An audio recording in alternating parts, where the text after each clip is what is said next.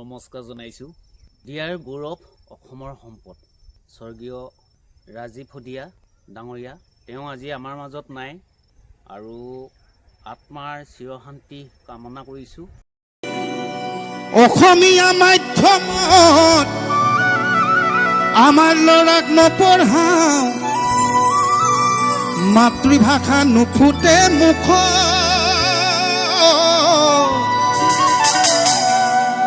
ইংৰাজীও নুফুটে মুখ,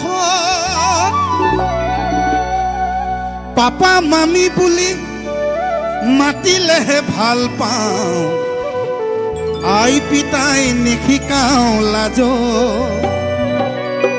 হেৰ অসমীয়া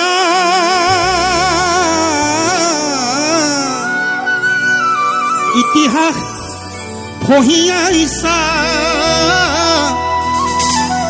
ভুল নুবুজিবি মোক, নিজৰ সংস্কৃতিক অমান্য নকৰিবি, কমাই দে